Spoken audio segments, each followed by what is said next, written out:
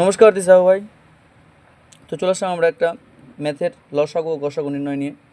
দেখো, খুব ছোট্ট কিন্তু খুব ইম্পর্টেন্ট অঙ্ক। কেমন আছে? যদি তিনটি ধনাত্মক সংখ্যার অনুপাত 2:3:5 হয় এবং তাদের লসাগু 2400 হয়, তাহলে গসাগু নির্ণয় করো।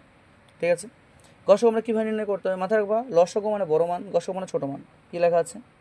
তা আমরা একটা ধরবো 2x, একটা হলো 3x, একটা হলো 5x, কারণ যেহেতু অনুপাতে আছে। গসাগু মানে এই আগে আমরা যদি লসাগু নির্ণয় করতে হয়, লসাগু কী করে বের করি আমরা? লসাগু আকারে, যেহেতু ভাগে আছে শুধু এক্স, তাহলে কত হবে? 2, 3, 5, কত হয়? 3 × 6, 5, 6, 30, তাহলে কত হবে? এই 30x লসাগু, এর মানে কত বলেছে ওরা? 2400। 3 দিয়ে কাটো, 3 8 24, লেক্সের ভ্যালু কত?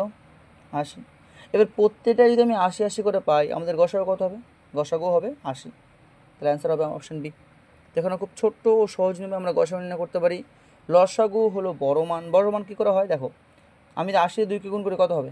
160। 80 যদি আমি 3কে গুণ করে কত হবে? 3 8 24। 80 যদি আমি 5কে গুণ করে কত হবে? 5 8 40, মানে কত হবে? 400।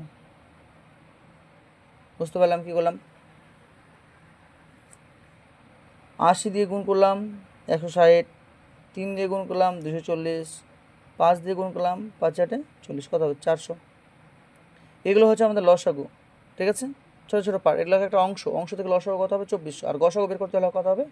80। ওকে, আজকের জন্য কি গুডে, ভালো থাকো সবাই, দেখা হচ্ছে নেক্সট ভিডিওতে। কমেন্ট করো কোন ধরনের ভিডিও চাইছো তোমরা, কোন অধ্যায় ভিত্তিক।